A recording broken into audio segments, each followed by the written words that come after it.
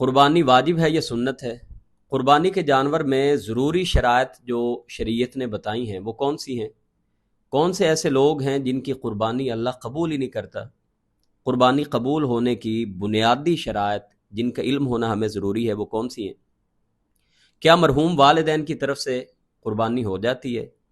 کیا بھینس یعنی کٹے کی قربانی بھی ہو سکتی ہے؟ قربانی کے دن کتنے ہیں؟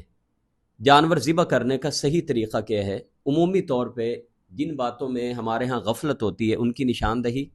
اور ان تمام ضروری مسائل پر شریعت ہماری کیا رہنمائی کرتی ہے، قرآن اور احادیث کی روشنی میں چند گزارشات آپ کے سامنے پیش کرتا ہوں۔ بسم اللہ الرحمن الرحیم۔ السلام علیکم ورحمۃ اللہ۔ 10 ذی الحجہ اور ایام تشریق میں دنیا بھر کے صاحب حیثیت مسلمان اللہ کی رضا اور اس کا تقرب حاصل کرنے کے لیے اس کی راہ میں اپنے جانوروں کو قربان کرتے ہیں۔ قربانی اسلام کے مناسک میں سے ایک ہے۔ وَلِكُلِّ أُمَّةٍ جَعَلْنَا مَنْسَكًا۔ اللہ رب العزت فرماتے ہیں کہ ہر امت میں ہم نے کوئی نہ کوئی قربانی کا تصور رکھا تھا۔ حضرت آدم علیہ السلام کے 2 بیٹے قابیل اور حابیل کی قربانی کا تذکرہ بھی اللہ نے سورۃ المائدہ میں کیا ہے۔ یہاں تک مشرکین مکہ جو تھے وہ بھی قربانی کیا کرتے تھے۔ نبی کریم علیہ السلام جب مدینہ منورہ میں گئے تو یہود مدینہ نے اللہ کے نبی صلی اللہ علیہ وسلم سے یہ بات کہی، الذین قالوا ان اللہ عاہد الینا الا نؤمن لرسول حتی یأتینا بقربان تأکلہ النار۔ ہم رسول پر اس وقت تک ایمان نہیں لائیں گے جب تک کہ وہ قربانی نہ کرے اور اس قربانی کو آ کے آگ نہ کھا جائے۔ یعنی ہر امت میں کوئی نہ کوئی قربانی کا تصور موجود تھا۔ اللہ رب العزت نے اپنے پیارے نبی صلی اللہ علیہ وسلم کو حکم دے دیا، فَصَلِّ لِرَبِّكَ وَانْحَرْ۔ اے نبی کریم صلی اللہ علیہ وسلم آپ نماز پڑھیے اور قربانی کیجیے۔ یہ بات بھی یاد رہے کہ سابقہ شریعتوں کے احکامات جن کو اللہ نے قرآن میں بیان کیے ہے، اگر ان کا منسوخ ہونا ثابت نہ ہو تو نبی کریم علیہ السلام کی شریعت میں الگ سے کسی کام کو کرنے کا حکم نہ بھی ملے تو سابقہ شریعتوں کے احکامات جو غیر منسوخ ہوں ان پر عمل کرنا بھی ہمارے ذمے لازم رہتا ہے۔ مگر اللہ کے رسول علیہ السلام کو اللہ تعالیٰ نے حکم دیا قربانی کرنے کا، اور آپ صلی اللہ علیہ وسلم مدینہ منورہ میں قربانی کا حکم نازل ہونے کے بعد ہر سال قربانی کیا کرتے تھے۔ ایک حدیث میں اللہ کے رسول علیہ السلام نے قربانی کو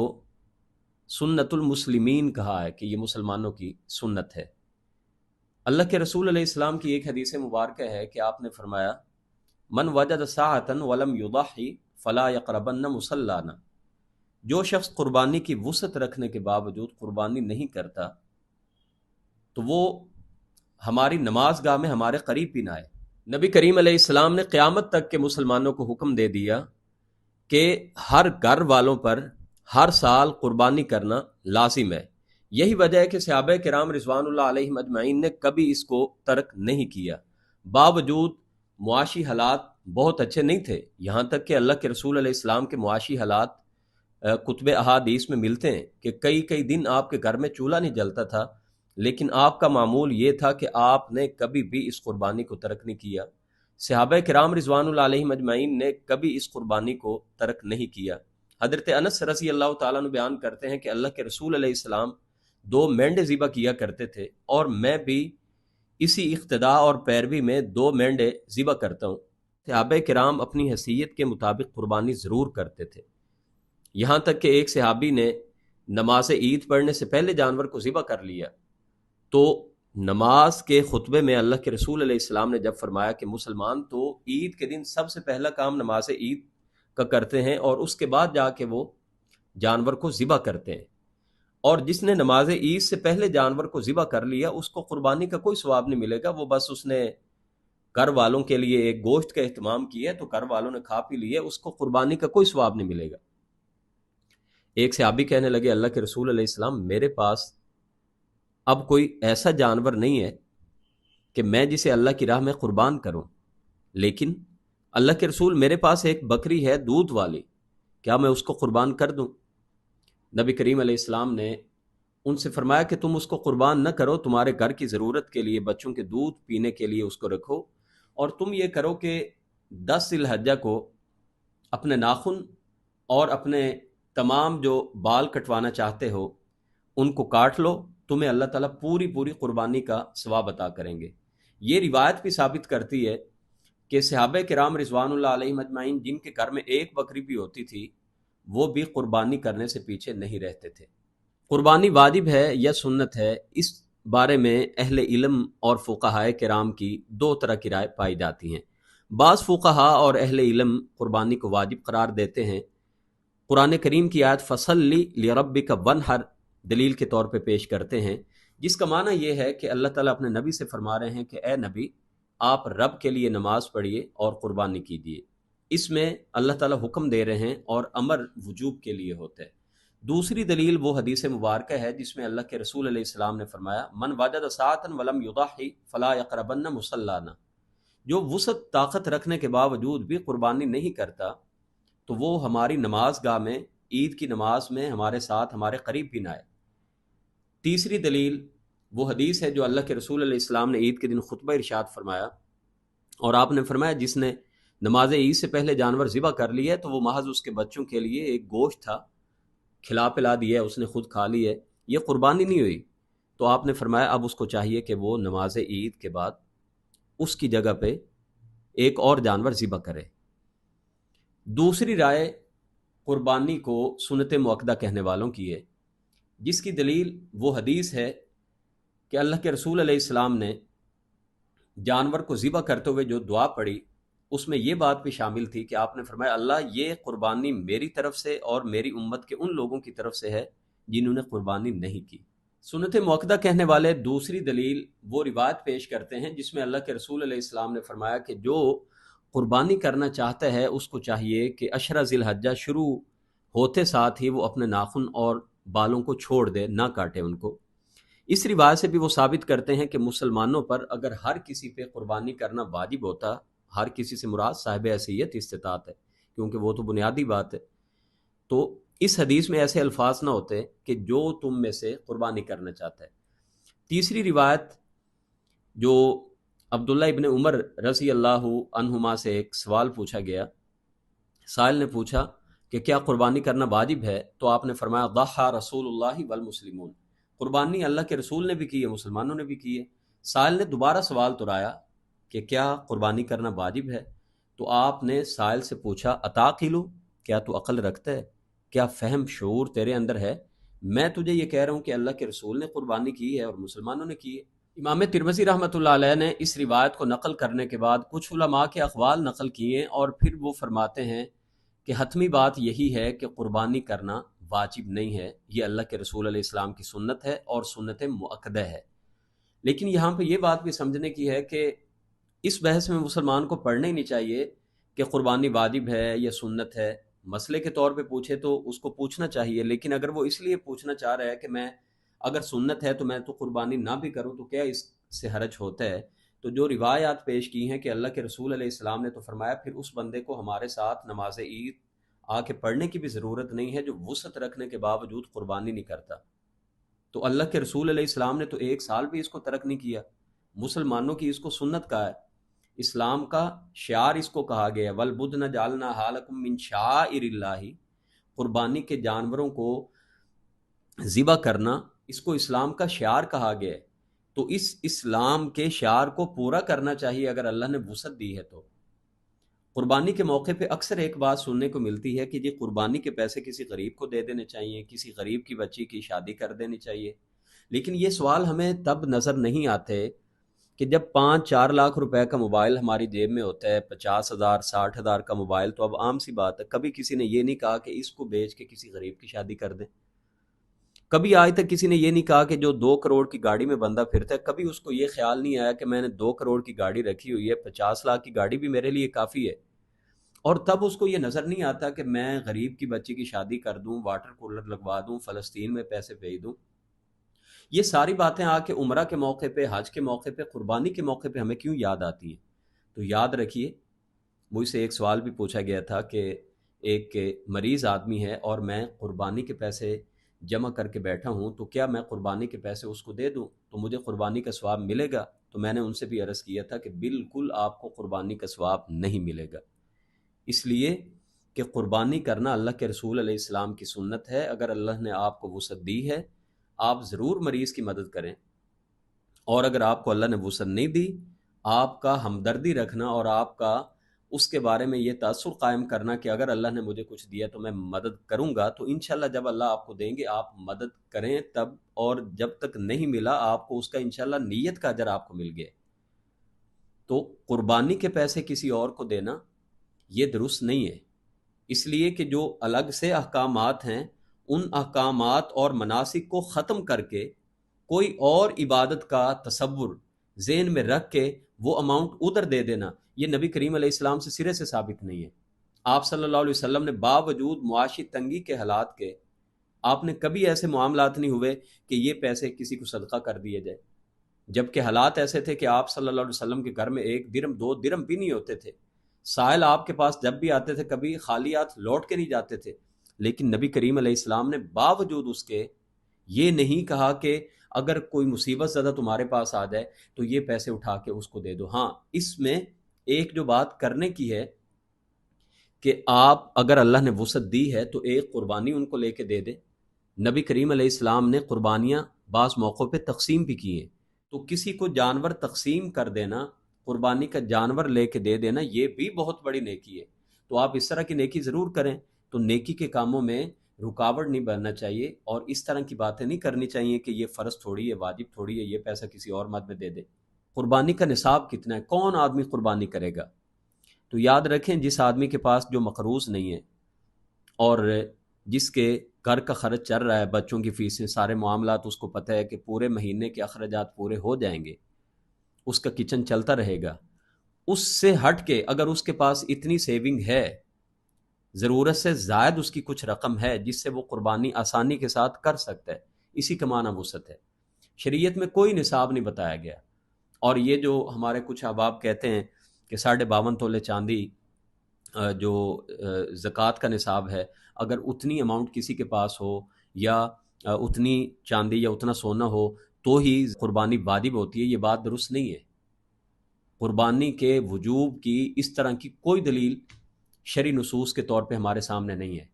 بلکہ نبی کریم علیہ السلام سے بڑھ کے کیا دلیل ہو سکتی ہے کہ آپ صلی اللہ علیہ وسلم نے ساری زندگی قربانی کی، بلکہ 2 قربانیاں کی، لیکن آپ کے گھر میں کوئی نصاب نام کی چیز نہیں تھی، تو اس لیے قربانی کا نصاب کوئی نہیں۔ اگر اللہ نے وسعت دی ہے تو قربانی ضرور کرنی چاہیے۔ بڑی فیملی ہو تو کیا پوری فیملی کی طرف سے ایک قربانی کرنا کافی ہے؟ بالکل کافی ہے، ایک قربانی چھوٹا جانور کر لیا جائے یا بڑے جانور میں ایک حصہ ڈال لیا جائے تو یہ سنت پوری ہو جاتی ہے۔ اللہ کے رسول علیہ السلام نے خطبہ دیتے ہوئے یہ ارشاد فرمایا تھا کہ اے لوگو، ہر گھر والوں پر ہر سال میں ایک قربانی کرنا یہ لازم ہے۔ بلکہ صحابہ کرام کے دور میں تو ہمیں یہ بات نظر آتی ہے کہ صحابہ کرام رضوان اللہ علیہم اجمعین ایک سے زیادہ قربانیاں کرنا، اس کو معلوم یوں ہوتا ہے کہ کوئی بہتر نہیں سمجھتے تھے۔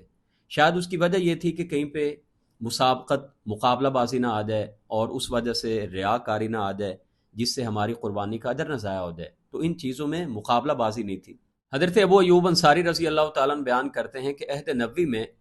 ایک آدمی اپنی طرف سے اور گھر والوں کی طرف سے ایک ہی قربانی کرتا تھا، اور پھر اس میں سے وہ خود بھی کھاتا پیتا، دوسروں کو بھی دیتا۔ حضرت ابو ایوب انصاری رضی اللہ تعالیٰ عنہ بیان کرتے ہیں کہ پھر لوگ فخر میں پڑ گئے قربانیاں کرنے میں بھی، جیسے آج تم دیکھتے ہو۔ صحابی حضرت ابو سریحہ رضی اللہ تعالیٰ عنہ بیان کرتے ہیں کہ مجھے سنت کا علم ہونے کے باوجود بھی میرے گھر والے غلط کام کرنے پہ مجبور کرتے ہیں۔ نبی کریم علیہ السلام کے دور میں 1 اور 2 قربانیاں کی جاتی تھیں، اور بیان کرتے ہیں کہ آج حالت یہ ہے کہ اگر 1 یا 2 قربانی کریں تو ہمارے ہمسائے ہمیں بخیل گردانتے ہیں۔ گویا 1 قربانی کرنا کافی ہے، لیکن اگر اللہ نے وسعت دی ہے تو زیادہ قربانیاں کی جا سکتی ہیں۔ قربانی کی اصل روح رزق حلال ہو اور اخلاص اس میں پایا جائے، ریاکاری نہ ہو، تو اللہ کا تقرب حاصل کرنے کے لیے یہ ایک عبادت ہے، تو زیادہ قربانیاں کی جا سکتی ہیں۔ لیکن عرض یہ کر رہا ہوں کہ پوری فیملی کی طرف سے 1 قربانی کرنا کافی ہے اگر ان کا کچن اکٹھے ہے۔ اگر بیٹے سارے کے سارے الگ الگ کام کرتے ہیں، الگ الگ ان کے روزگار ہیں، الگ الگ ان کے گھر کا ماحول اور کچن چل رہا ہے، تو پھر قربانی کے موقع پہ قربانی سے بچنے کے لیے یہ معاملہ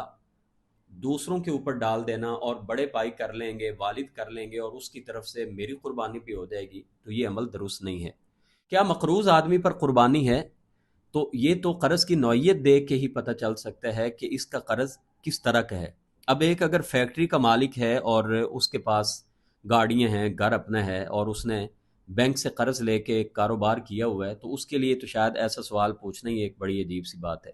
البتہ اگر ایک ایسا مقروض آدمی ہے جس کے معاملات ہی نہیں چل رہے اور اس نے اپنی لگژری لائف کے لیے اور تعیشات کے لیے اگر اس نے قرض نہیں لیا، ضروریات کو پورا کرنے کے لیے اگر اس نے قرض لیا ہے، تو اس صورت میں اگر وہ قربانی نہیں بھی کرتا تو اس پر کوئی گناہ نہیں ہوگا، کیونکہ اللہ کے رسول کی حدیث بنیادی یہ ہے کہ جو وسعت کے باوجود قربانی نہیں کرتا تو وہ پھر ہمارے ساتھ نماز بھی نہ پڑھنے آئے۔ یعنی یہ اس بندے کے لیے وعید بیان ہوئی ہے جو آدمی طاقت رکھتا ہے، وسعت رکھتا ہے۔ اب یہ آدمی اس وسعت سے نکل جائے گا۔ بہرحال ہر آدمی اپنے حالات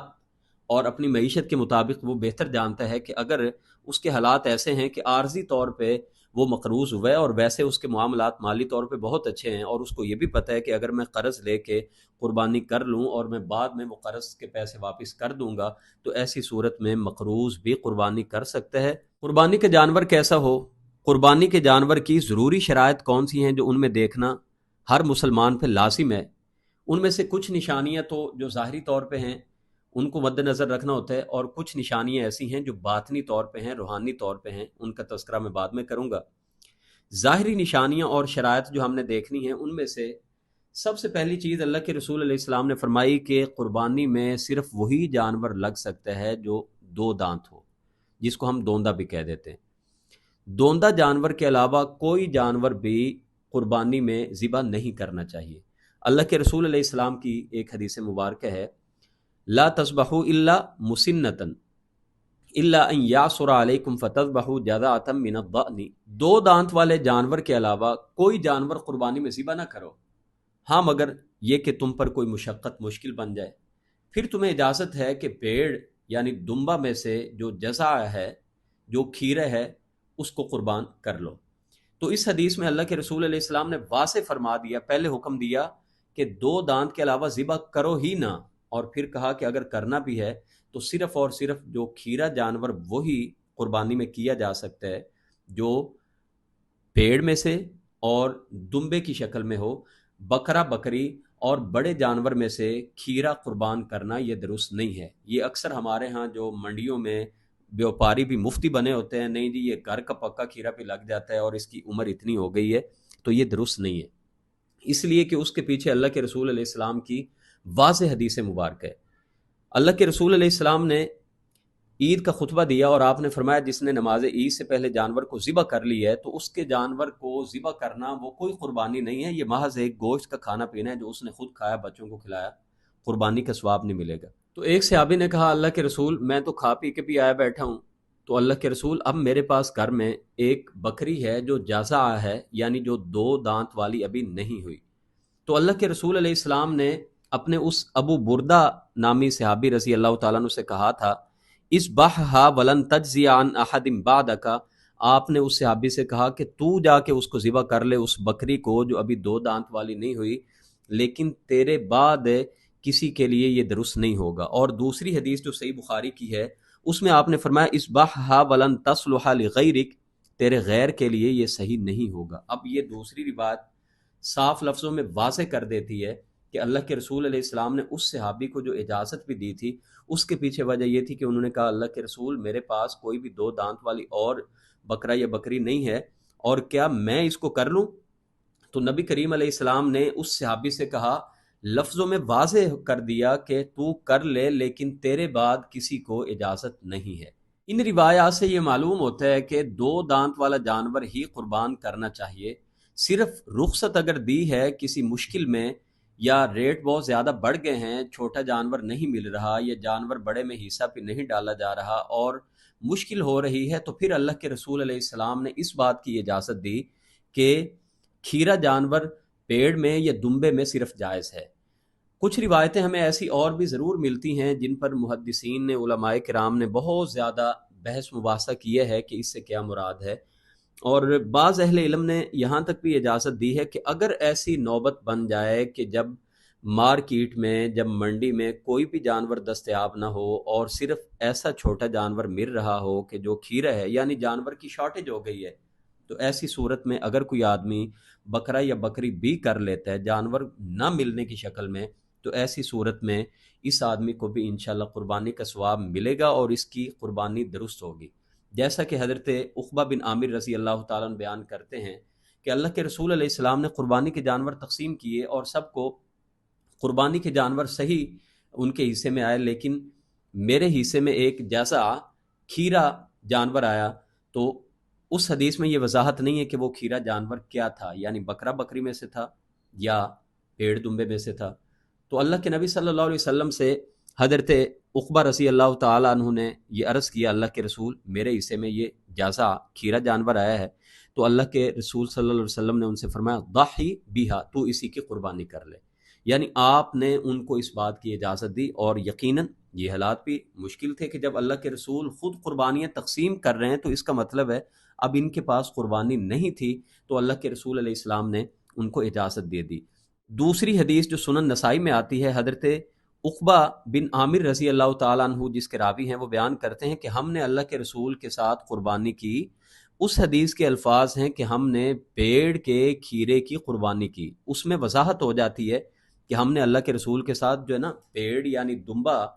اس کے کھیرے کی قربانی کی۔ وہ مارجن بھی ختم ہو گیا کہ جو مارجن لوگ اس حدیث سے یہ دیتے ہیں پہلی روایت سے کہ اللہ کے رسول علیہ السلام نے تو بکرے اور بکریاں تقسیم کی تھیں اور ان میں سے کھیرا تھا۔ دیگر چند روایات بھی ایسی موجود ہیں کہ جن میں صرف اور صرف جازا کے لفظ آتے ہیں، یعنی صرف کھیرے جانور کے جو 2 دانت سے کم عمر کا ہوتا ہے اس کا تذکرہ آتا ہے، اور آگے یہ وضاحت نہیں ہوتی کہ وہ جازا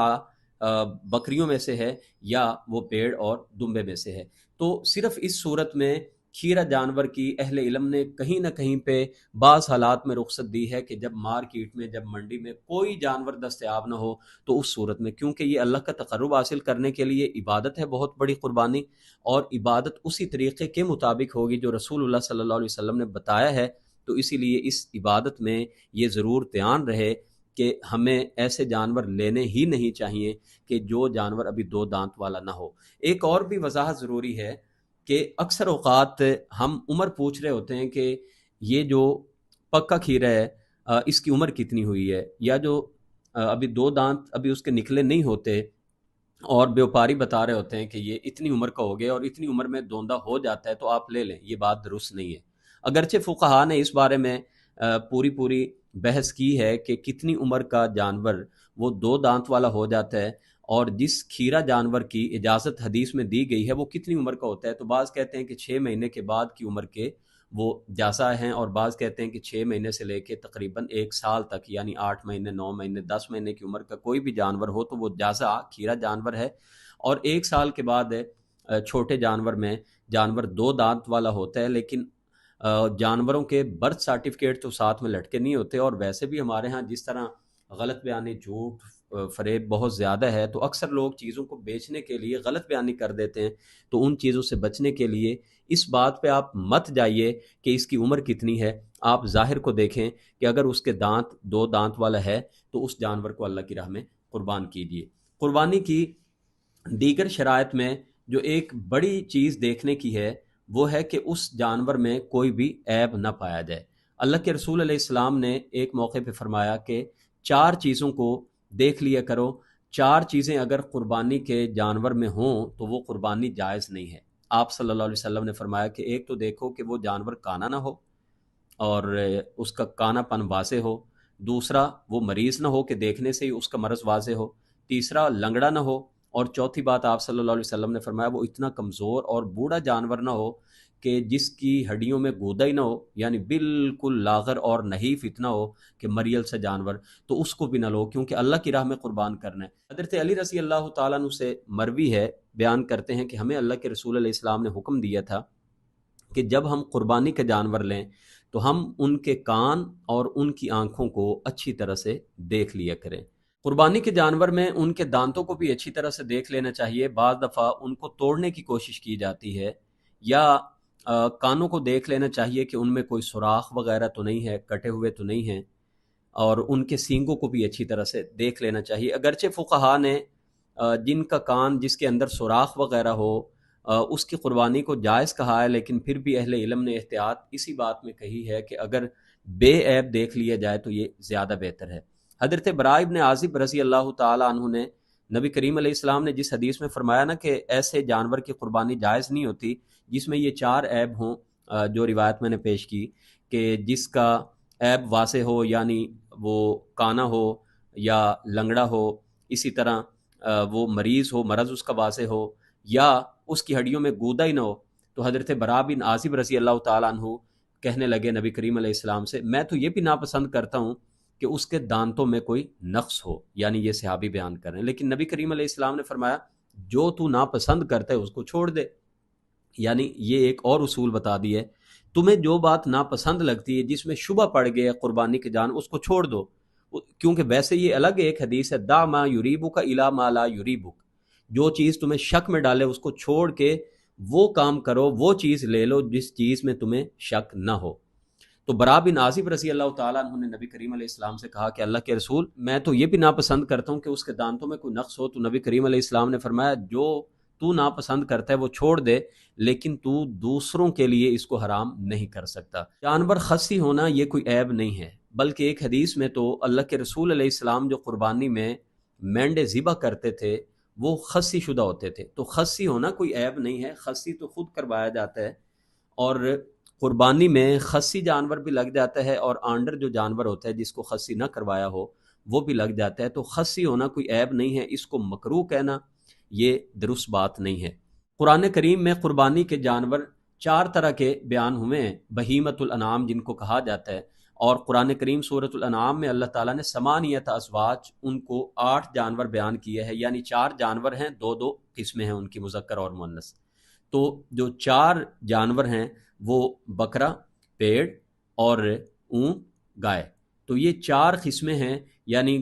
گائے میں مذکر مؤنث، اونٹ میں مذکر مؤنث، پیڑ میں مذکر مؤنث، بکرے میں نر اور مادہ مذکر مؤنث۔ تو یہ 8 بنتے ہیں جن کا تذکرہ ہمیں حدیثوں میں بھی ملتا ہے، نبی کریم علیہ السلام کی احادیث میں بہت زیادہ، یہ کتاب الاضحیہ میں جو قربانی کے ابواب ہیں اس میں ساری تفصیلات موجود ہیں۔ قربانی کے ایام آتے ہی بھینس اور کٹے کی قربانی کے بارے میں مسائل شروع ہو جاتے ہیں اور ہمیں بہت ساری بحث مباحثہ سننے کو بھی ملتی ہے۔ تو کیا کٹے کی قربانی جائز ہے؟ تو جیسے میں نے عرض کیا، نبی کریم علیہ السلام کے دور میں آپ کو قرآن یا حدیث میں تو یہی ملے گا کہ اللہ کے رسول علیہ السلام گائے،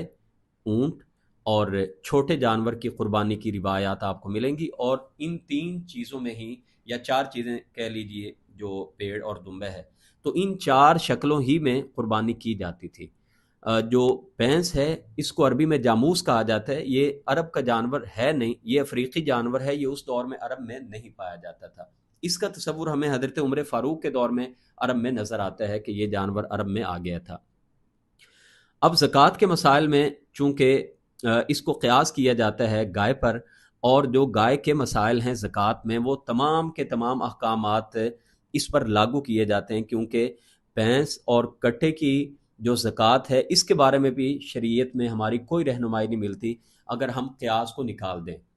تو اسی قیاس کو بنیاد بنا کے بعض اہل علم یہ کہتے ہیں کہ بھینس اور کٹے کی قربانی کر لی جائے تو یہ ہو جاتی ہے، لیکن میں یہ سمجھتا ہوں کہ افضل بات تو یہ ہے جو حدیث میں نے پہلے بھی بیان کی کہ ہر وہ چیز جو شک شبے میں ڈالے اس کو چھوڑ دینا چاہیے۔ نبی کریم علیہ السلام نے ساری زندگی، صحابہ کرام نے ساری زندگی بھینس کٹے کی قربانی نہیں کی، اور وہاں پہ تھا بھی نہیں، ہمیں اس کا تذکرہ بھی نہیں ملتا، تو ہمیں یہ قربانی نہیں کرنی چاہیے۔ لیکن میں یہ بھی عرض کرتا ہوں کہ جو احباب اس پر فتوے لگا رہے ہوتے ہیں کہ بھینس اور کٹے کی قربانی بالکل نہیں ہوتی، تو اگر ہم روایات کو اور اہل علم کے اقوال کو، ان کے فتاویٰ کو سامنے رکھیں اور ان کے دلائل کو اگر ہم نصوص کو سامنے رکھیں، تو ہمیں اتنی رخصت ضرور دینی ہوگی کہ اگر کوئی آدمی بھینس کٹے کی قربانی کرتا ہے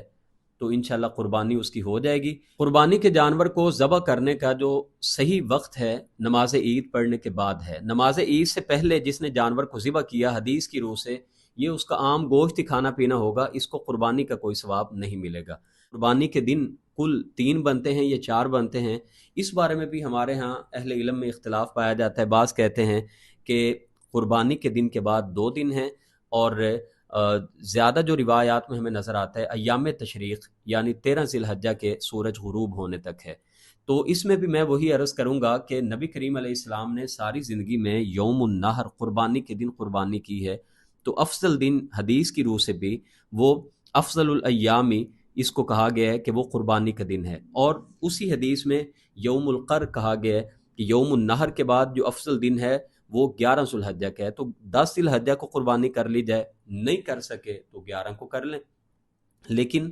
اگر 10 کو بھی نہیں کی، 11 کو بھی نہیں کی، 12 کو بھی نہیں کی، تو 13 کو کر رہے ہیں، تو اس کے اندر حکمت کیا ہے؟ یعنی میں کوئی اس پہ ایسا فتویٰ تو نہیں لگا رہا کہ اس کی قربانی نہیں ہوئی، میں نے تو پہلے عرض کر دی ہے کہ ایام تشریق میں قربانی کرنا جائز ہے، لیکن عرض یہ کر رہا ہوں کہ اگر 4 دن قربانی کا وقت ہے، جیسے نمازوں کے اوقات شروع سے لے کے اختتامی وقت تک اس کا نماز پڑھنا جائز ہوتا ہے، لیکن نماز اول وقت میں پڑھنا یہ زیادہ افضل بات ہے، تو قربانی کا جو افضل وقت ہے وہ یوم النحر 10 ذی الحجہ کا دن ہے۔ اگر کسی کو قصائی نہیں ملا یا کسی کا کوئی عذر ہے، کسی وجہ سے وہ نہیں کرنا چاہتا، تو شریعت نے اس کو رخصت دی ہے، وہ اگلے دنوں میں کر لے، 11 ذی الحجہ کو کر لی جائے، 12 ذی الحجہ کو کر لی جائے، تو 13 ذی الحجہ تک قربانی کرنا اس کو جائز کہا گیا ہے، لیکن بغیر کسی وجہ سے، یا تو کسی کے جانور بہت زیادہ ہوں اور وہ 4 دن قربانیاں کر رہا ہے، تو اس کے لیے یہ بات کو سمجھ آتی ہے، لیکن ایک ایسا آدمی، ایسا مسلمان جس کا جانور بھی ایک ہے اور وہ جان بوجھ کے اس کو 13 ذی الحجہ تک تاخیر کا شکار کرتا ہے، صرف جان بوجھ کے کہ میں 13 کو کروں گا، تو یاد رکھیے قربانی کا دن یوم النحر یہ ایک ہی ہے، اور وہ 10 ذی الحجہ ہے، اور قربانی کرنا اگرچہ ان تمام دنوں میں مشروع ہے، جائز ہے، تو افضل یہ ہے کہ 10 ذی الحجہ کو قربانی کر لی جائے۔ بہت سارے اہل علم نے قربانی کرنا صرف 3 دن قرار دیے ہے، 10 ذی الحجہ اور اس کے بعد 2 دن۔ موطا امام مالک کی ایک روایت ہے کہ حضرت عبداللہ ابن عمر رضی اللہ عنہما بیان کیا کرتے تھے کہ قربانی عید الاضحیٰ کے بعد یوم النحر کے بعد 2 دن ہے، اور بہت سارے اقوال کتابوں میں ملتے ہیں جو اس بات کو راجح قرار دیتے ہیں کہ قربانی عید الاضحیٰ کے بعد 2 دن ہے، اور شیخ زبیر علی زئی رحمۃ اللہ علیہ نے بہت ساری روایات کو جمع کر کے اسی موقف کو راجح قرار دیا ہے۔ ان کے نزدیک راجح موقف یہ ہے کہ قربانی صرف 3 دن ہے۔ قربانی کے جانور ذبح کرنے کے بارے میں شریعت نے ہماری بہت ساری رہنمائی کی ہے، اور عام طور پہ ہم اس رہنمائی سے محروم رہتے ہیں، اور شاید ہمیں علم نہیں ہوتا یا اپنی طرف سے غفلت کہہ لیں، تو ہمیں ان مسائل، بنیادی باتوں کو جاننا ہمارے لیے بہت ضروری ہے۔ سب سے پہلی اور بنیادی بات یہ ہے کہ اللہ کے رسول علیہ السلام نے فرمایا کہ اپنی چھریوں کو اچھی طرح سے تیز کر لیا کرو اور ذبیحہ کو آرام پہنچایا کرو۔ معنی اس کا یہ ہے کہ چھری اچھی طرح سے تیز ہو اور جلدی میں چھری پھیری جائے، تاکہ چھری اچھی طرح نہ لگی ہوئی ہوگی، تیز نہیں ہوگی، تو جانور پر چلانے سے اس کی تکلیف میں اضافہ ہوگا، اور دوسری بات یہ ہے کہ جانور کی جان نکلنے میں اس کو مشقت اور تکلیف بہت زیادہ ہوگی۔ تو جانور کو آرام پہنچانے کے لیے ذبح کرنے سے پہلے ایک اور بات ہمیں ذہن میں رکھنی چاہیے کہ جانور کے سامنے جانور ذبح نہ کیا جائے۔ نبی کریم علیہ السلام نے جانور کو ذبح کرنے سے پہلے بہت ساری دعائیں پڑھیں، لیکن ایک دعا تو سب کو یاد ہونی چاہیے، بسم اللہ واللہ اکبر۔ اور بھی بہت ساری دعائیں ہیں، جیسے انی وجہت وجہی للذی فطر السماوات والارض حنیفا وما انا من المشرکین، آگے ان صلاتی پوری دعا ہے، تو یہ دعائیں پڑھ لی جائیں تو بہت بہتر ہے۔ تو جانور قربان کرتے ہوئے جو دعا ہے یہ لازمی پڑھنی چاہیے، اور خاص کر جو ہمارے قصاب ہوتے ہیں ان میں خاص کر کچھ موسمی قصائی بنے ہوتے ہیں، ان کو دعا یاد بھی نہیں ہوتی، تو یہ اہتمام کر لینا چاہیے کہ ایسے آدمی سے جانور ذبح نہ کرائیں جس کو خود ہی دعا نہیں آتی۔ اب یہ بھی ایک سوال پیدا ہوتا ہے کہ ایک آدمی نے دعا پڑھی نہیں، یعنی اس کو بھول گئی یا اس کو دعا ہی نہیں آتی، تو خیر دعا آتی ہی نہ ہو اور ایسے آدمی کو ہم جانور ذبح کرنے پہ لگا دیں، تو یہ تو بہت ہی بڑی ایک غلط حرکت ہے اور جہالت والی بات ہے کہ ہمیں پتہ ہی نہیں تھا، بلکہ اس سے سن لینی چاہیے جس نے جانور ذبح کرنا ہے، اگر قصاب میں سے، تو اس سے کہہ دیا جائے کہ مجھے دعا سناؤ، اور اگر اس کو نہ آتی ہو تو کسی اور کو جانور ذبح کرنے کے لیے بلایا بھی جا سکتا ہے۔ لیکن اگر ایک آدمی جانور کو ذبح کرتے ہوئے اس کو دعا ہی بھول گئی، آپ جانتے ہیں کہ اکثر جانور ایسے ہوتے ہیں کہ جو پاؤں مار رہے ہوتے ہیں اور بڑی مشکل سے ان کو قابو میں کیا ہوتا ہے، تو ایسی صورت میں بندہ خود سہما ہوتا ہے اور اس کو بسم اللہ ہی بھول جائے، تو اس صورت میں ایک تو بات یہ ہے کہ جو بقیہ لوگ کھڑے ہیں ان کو چاہیے کہ وہ یاد کرا دیں کہ بسم اللہ پڑھ لو۔ دوسری بات یہ ہے کہ اگر بسم اللہ بھول بھی جائے تو خیر بعض اہل علم نے یہ کہا ہے کہ یہ جانور ہی حرام ہو گیا، کیونکہ اس پر اللہ کا نام نہیں لیا گیا، اور وہ دلیل پیش کرتے ہیں لا تأکلوا مما لم یذکر اسم اللہ علیہ وانہ لفسق، جس پر اللہ کا نام نہ لیا جائے اس جانور کو مت کھاؤ، یہ گناہ کا کام ہے۔ لیکن کعب بن مالک ایک صحابی ہیں، تو ان کی لونڈی بکریاں چرا رہی تھی، تو ایک بکری مرنے لگی تو جلدی سے ان کی لونڈی نے، ملازمہ نے پتھر کو توڑا اور اس سے اس بکری کو ذبح کر دیا۔ اب اس روایت میں بسم اللہ پڑھنے کا ذکر تک نہیں ہے۔ تو نبی کریم علیہ السلام کے پاس جب یہ سارا معاملہ بیان ہوا تو آپ صلی اللہ علیہ وسلم نے ان کو حکم دیا بِأَكْلِهَا کہ اس کو کھا لیا جائے۔ دوسری حدیث جس میں اللہ کے رسول علیہ السلام نے فرمایا کہ ان اللہ تجاوز عن امت الخطا والنسیان وما استکرہوا علیہ، اللہ نے میری امت سے بھول چوک کو معاف کر دی ہے،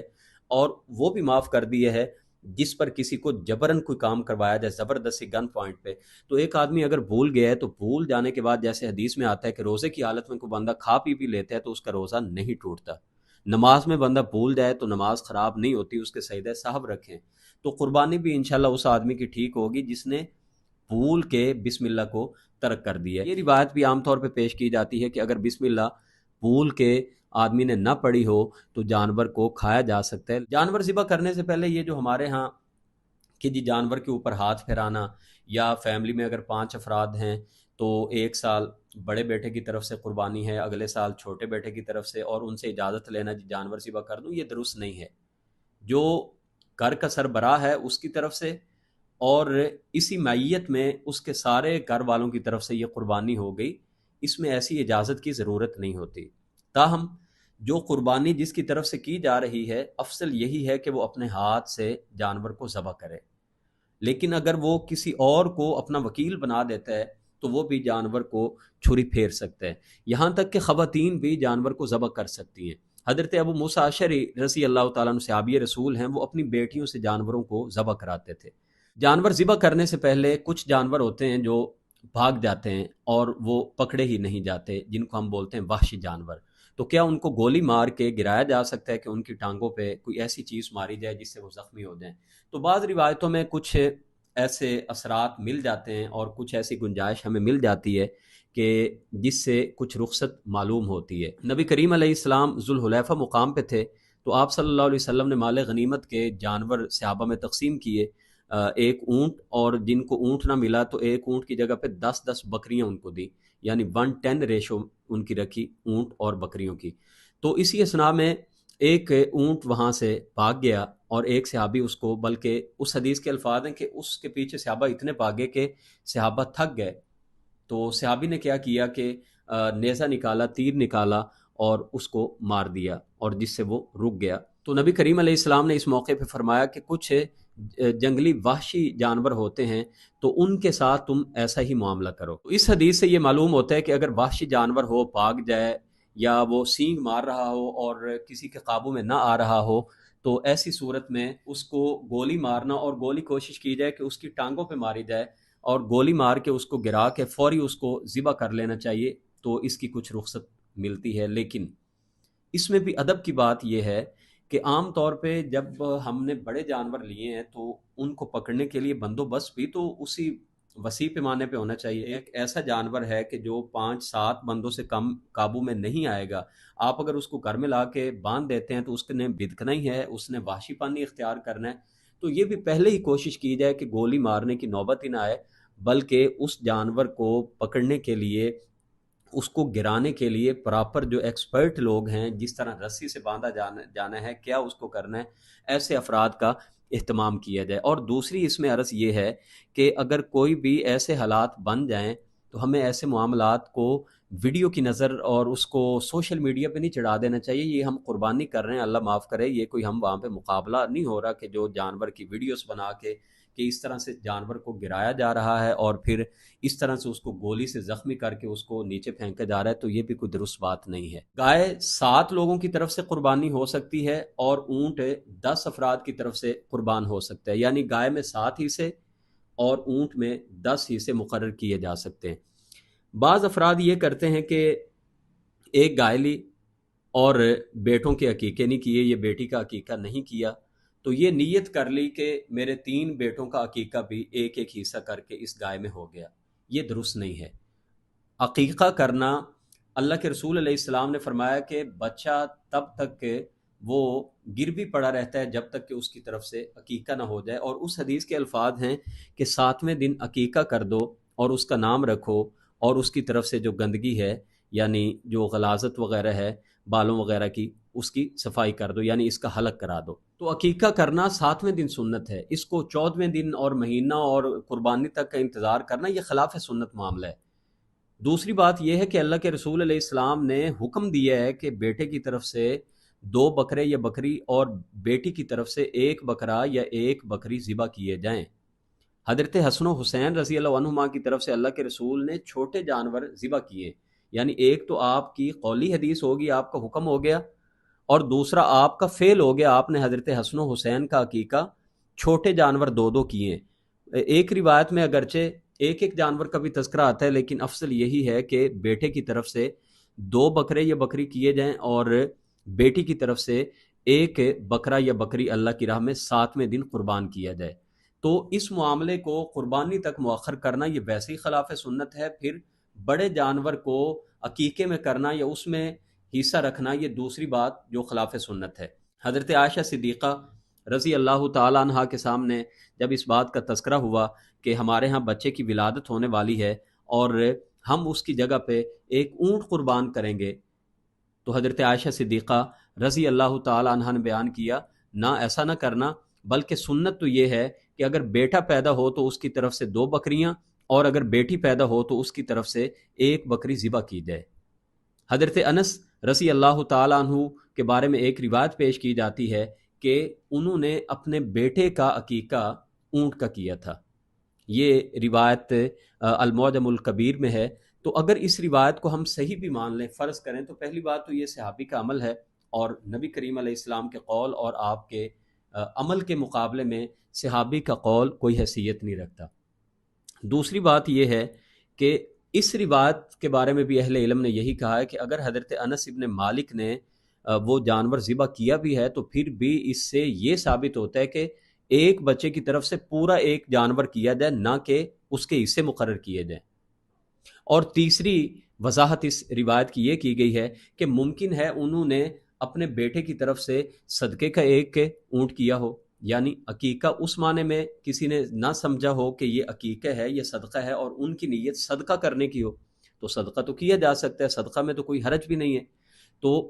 حضرت انس ابن مالک رضی اللہ تعالیٰ عنہ والی یہ روایت بھی اگر سامنے رکھیں تو اس کی روشنی میں بھی یہ ان کا عمل ہے، اور ایک بچے کی طرف سے پورا 1 جانور عقیقہ انہوں نے کیا ہے۔ اس سے بھی ہم یہ سہولت نہیں نکال سکتے کہ ایک بچے کا حصہ ایک میں رکھ لیا جائے اور 5 بچے ہیں تو ان کے 5 کے حصے 1 حصہ بڑے جانور میں رکھ لیا جائے، یہ خلاف سنت ہے۔ قربانی میں جو فوت شدگان ہیں ان کا حصہ رکھنا یا فوت شدگان کی طرف سے قربانی کرنا یہ کیسے ہے؟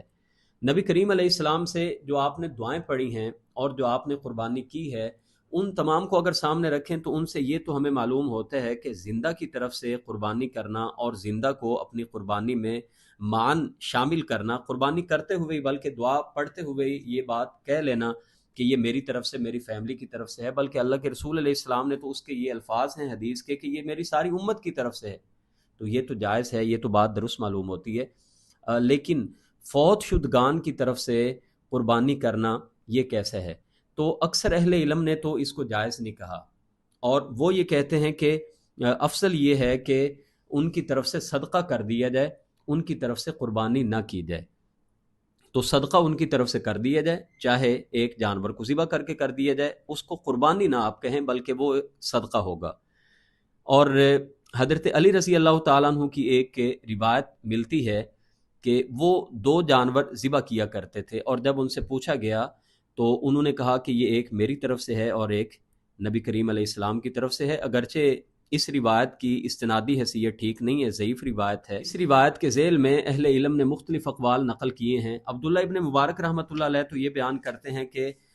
فوت شدگان کی طرف سے قربانی نہ کرنا یہ زیادہ بہتر ہے، صدقہ کر دیا جائے، لیکن وہ بیان کرتے ہیں کہ اگر کوئی فوت شدگان کی طرف سے قربانی کرے تو پھر وہ ساری کی ساری قربانی وہ غریبوں میں تقسیم کر دے، اس میں سے خود نہ کھائے پیے۔ مختلف آراء کا اگر ہم مطالعہ کریں تو اگر کوئی قربانی کر دیتا ہے تو یہ فوت شدگان کی طرف سے صدقہ شمار ہوگا، اسے ہم قربانی نہیں کہیں گے۔ افضل قربانی کون سی ہے، یعنی کون سا جانور اللہ کی راہ میں قربان کرنا یہ زیادہ افضل ہے، تو اس بارے میں مختلف اہل علم، کیونکہ دیکھیں جس بارے میں کوئی حدیث واضح نہ ہو اس بارے میں اہل علم کی اپنی اپنی آراء ہوتی ہیں، تو حدیث اگر سامنے ہو تو پھر تو بات ہی ختم ہے۔ تو بعض اہل علم کے نزدیک سب سے افضل قربانی اونٹ کرنا ہے، اسی لیے کہ اللہ کے رسول علیہ السلام نے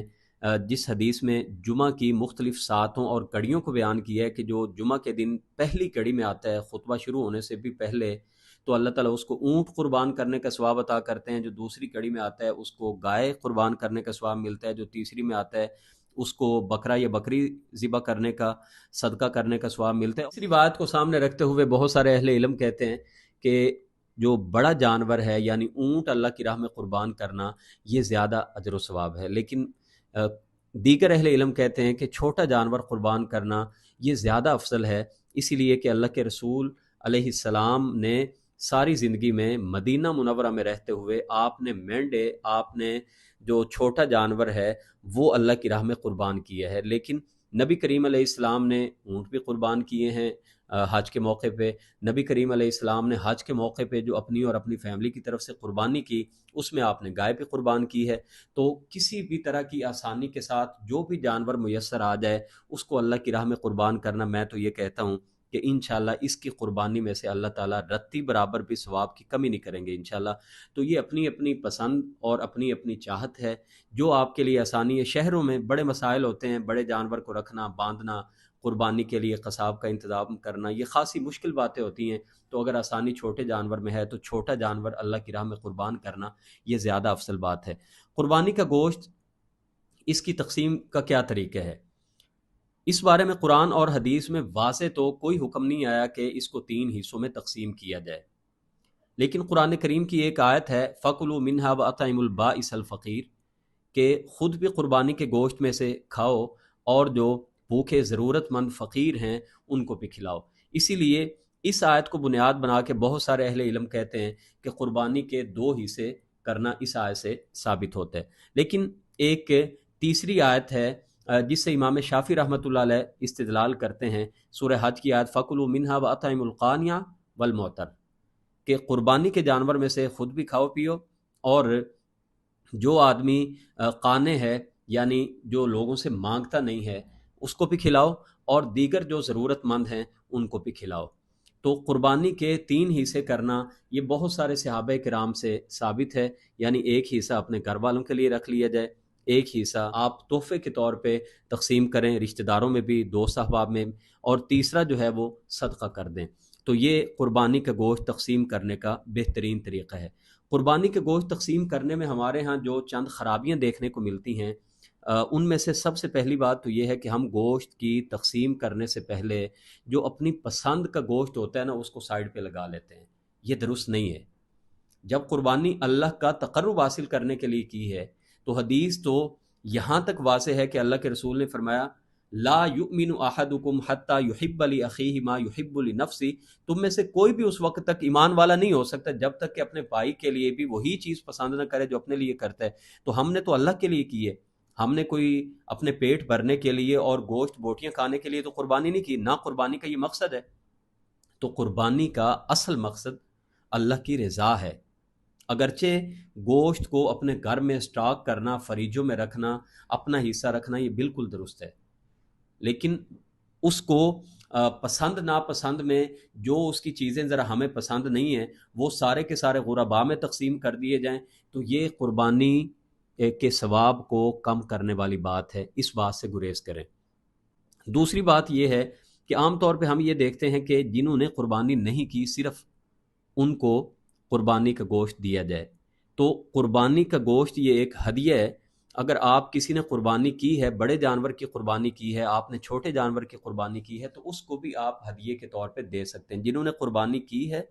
ان کو بھی آپ قربانی کا گوشت دے سکتے ہیں، لیکن قرآن پاک کی یہ آیات بتاتی ہیں البائس الفقیر،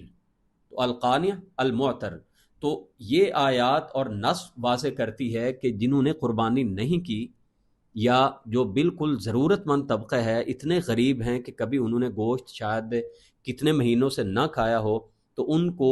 اس موقع پہ خاص کر یاد رکھنا، اور اس یاد رکھنے میں بھی جو صرف منگتے اور سائلین ہیں صرف ان کو نہ دے دیا کریں، بلکہ اپنے محلے داروں میں، اپنے رشتہ داروں میں، دوست احباب میں جن کو آپ جانتے ہیں، اگر آپ ان کو نظر انداز کر دیں گے تو جو ان کو نہیں جانتے ادھر سے تو بالاولا وہ نظر انداز ہو چکے تھے، تو آپ تو جانتے ہیں کہ یہ ہمارے رشتہ دار ہیں، تو رشتہ داروں کو کوئی بھی چیز صدقہ کرنا یہ دوہرا اجر ہے حدیث کی روح سے، جیسا اللہ کے رسول علیہ السلام نے فرمایا کہ جو صدقہ تم رشتہ داروں کو دیتے ہو اس کا دوہرا اجر ہے، ایک صلہ رحمی کا اور ایک صدقہ کرنے کا، اور عام کسی کو اگر وہ چیز دی جاتی ہے تو وہ ایک اجر ملتا ہے۔ تو قربانی کا گوشت کتنا عرصہ رکھا جا سکتا ہے؟ تو اس میں شریعت نے تو ہماری کوئی ایسی حد بندی نہیں کی کہ اتنا رکھا جا سکتا ہے، جتنا بھی کوئی رکھنا چاہے۔ میں تو یہ کہتا ہوں کہ جو حدیث کے الفاظ ہیں کہ اللہ کے رسول علیہ السلام نے فرمایا کلو وطعیمو وداخرو، کھاؤ بھی اور لوگوں کو بھی کھلاؤ اور ذخیرہ اندوزی بھی کرو۔ اب پہلے منع تھا کہ 3 دن سے زیادہ گوشت کو رکھنا منع کیا گیا تھا، بعد میں اللہ کے رسول علیہ السلام نے اس کی صاف لفظوں میں اجازت دے دی تھی۔ تو اب اگر ایک آدمی ان کے گھر میں کوئی مریض زیادہ ہیں اور وہ ابتدائی دنوں میں نہیں کھا سکتے اور وہ کہتے ہیں کہ تھوڑا تھوڑا کر کے ہم کھاتے رہیں گے، تو یہ بالکل جائز ہے، چاہے کئی مہینے وہ اپنے فریجوں میں گوشت قربانی کا رکھیں، لیکن قربانی کا گوشت فریجیں بھر کے رکھنا یہ اس صورت میں معیوب ہے جب آپ نے غریبوں کو نہ دیا ہو اور سارا کا سارا گوشت اسٹاک کر لیا ہو۔ جب آپ نے غرباء کو ان کا حق دے دیا ہے تو آپ اپنے لیے جتنا مرضی گوشت رکھنا چاہیں جو آپ کے حصے کا بنتا ہے، آپ ان کو چاہے 6 مہینے فریز کر کے رکھیں، یہ آپ کے لیے درست ہے۔ اس ضمن میں ایک اور بات بھی سمجھ لیجئے کہ زیادہ مہنگا جانور لینے کی بجائے یہ زیادہ افضل ہے کہ زیادہ کوانٹٹی میں آپ جانور ذبح کر لیں۔ یعنی یہ جو ہمارے ہاں مقابلہ بازی اب چل پڑی ہے کہ جی 20 لاکھ کا جانور ہے، 30 لاکھ کا جانور ہے، تو اس میں کافی حد تک اس بات کا ڈر موجود رہتا ہے کہ دکھلاوا نہ آ جائے، مقابلے بازی نہ آ جائے۔ ان چیزوں کی وجہ سے بہرحال ہمارے معاشرے میں ایک ایسی فضا ضرور بنی ہے، یہ سیلفی کلچر اور دکھلاوا گلیوں میں باندھ کے، اور اس کے نقصانات کیا ہوتے ہیں؟ پہلی بات تو یہ ہے کہ جو غریب آدمی ہے جو قربانی کر ہی نہیں سکتا وہ احساس کمتری کا شکار ہو جاتا ہے۔ دوسری بات، جو رشتہ داروں میں ایک رسہ کشی ہماری چل رہی ہوتی ہے جو نہیں چلنی چاہیے، تو ایک نے اگر اتنا مہنگا جانور لیا ہے تو دوسروں کے ذہنوں میں بھی یہی بات آتی ہے، اچھا انہوں نے یہ کیا ہے ہم اس سے بھی اچھا لیں گے، تو آپ اللہ کے لیے تو نہیں کر رہے، یہ تو جانور آپ ایک دوسرے کو دکھانے کے لیے کر رہے ہیں، تو اس سے گریز کرنا چاہیے۔ اسی لیے جو یہ قربانی ہے اس کے اندر اخلاص ہونا بہت ضروری ہے۔ اگر اخلاص نہیں ہے تو صحیح مسلم کی روایت میں تو اللہ نے پہلے جو دوزخ میں بندے 3 پھینکنے ہیں وہ تینوں بڑے بڑے نیکوکار عبادت گزار ہوں گے، ایک بہت بڑا سخی، ایک بہت بڑا مجاہد اور ایک عالم دین قاری قرآن، اور تینوں کو اس لیے پھینک دیا جائے گا کہ یہ ریاکاری کرنے والے تھے۔ اور اللہ کے رسول علیہ السلام نے فرمایا تھا مجھے اپنی امت کے بارے میں دجال سے بھی زیادہ جس کا ڈر ہے نا وہ شرک خفی ہے، دکھلاوا۔ اور آپ نے فرمایا ایک آدمی نماز پڑھتا ہے اور نماز پڑھتے پڑھتے اسی لیے نماز کو اچھا بنا دیتا ہے کہ مجھے کوئی دیکھ رہا ہے، تو اگر قربانی میں بھی ہمارے ذہن میں یہ تصور آ جائے کہ میں نے اس سے اچھی قربانی کرنی ہے، وہ یہ نہ کہے جی میری قربانی اس سے کم ہے، تو یہ درست نہیں ہے۔ اچھا ایک اور بات جو ہم اکثر دیکھتے ہیں نا کہ دوسروں سے پوچھتے ہیں ہاں جی کتنے کی قربانی لی ہے، یہ بھی درست نہیں ہے۔ پوچھنے کی کیا ضرورت ہے؟ جب اللہ کے لیے جس کو جتنی کسی نے وسعت دی ہے وہ اسی مطابق قربانی کرے۔ تو قربانی کو دکھلانا اور قیمتیں شیئر کرنا اور پھر اس کے پورے پورے لائکس لینا، یہ کہیں پہ اللہ کے پاس جو ہمیں ملنے والے لائکس ہیں ان سے ہمیں محروم نہ کر دیں۔ تو ان عبادات کو اللہ کے ساتھ خاص کیجئے۔ لن ینال اللہ لحومها ولا دماؤها ولکن ینالہ التقوی منکم، اللہ تک تمہارے جانوروں کے خون گوشت نہیں پہنچتے، اللہ تک تمہارے دلوں کا تقوی پہنچتا ہے۔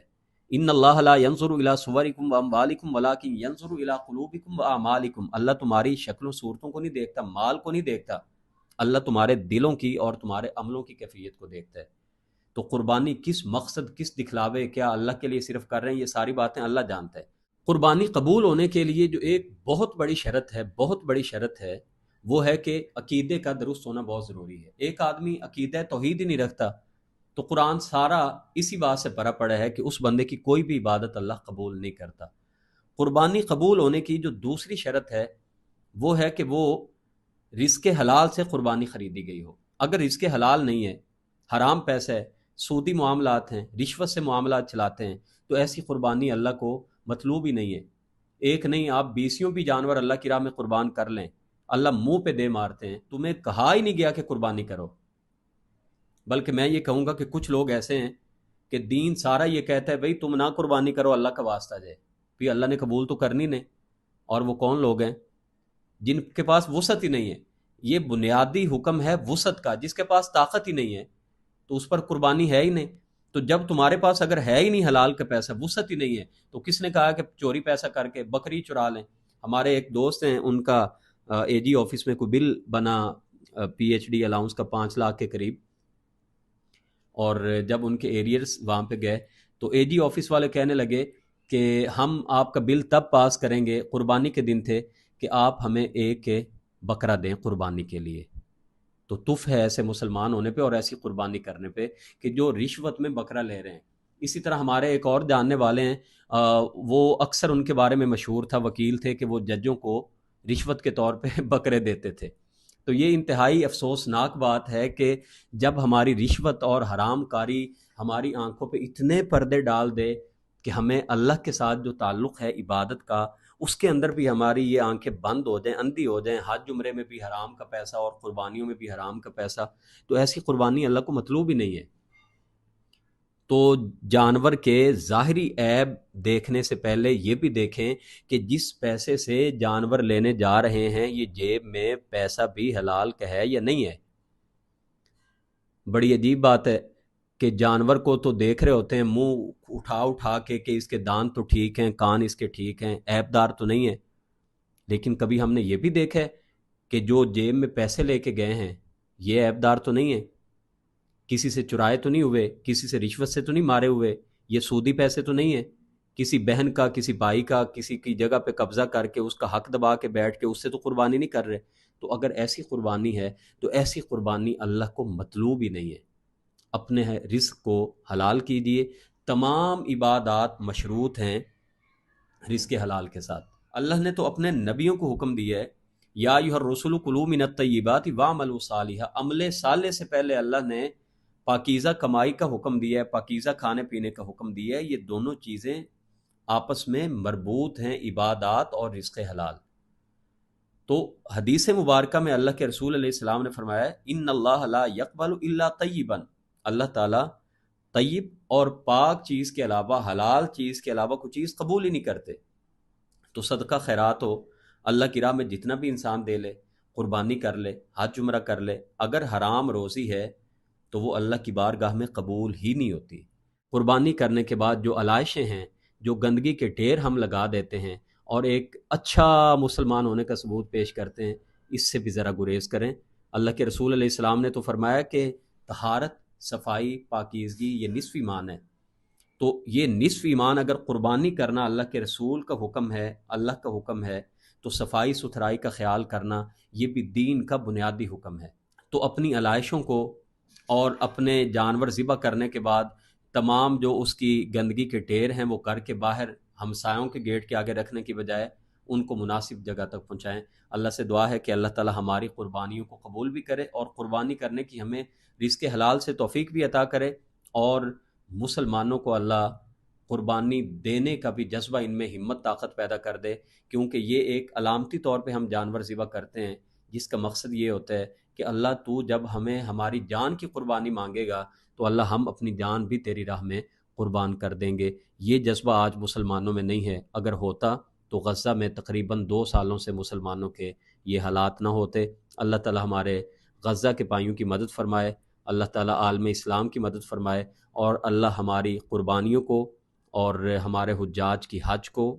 عمروں کو، ہماری تمام عبادات کو اللہ کی ذات اپنی بارگاہ میں قبول و منظور فرمائے۔ السلام علیکم ورحمۃ اللہ۔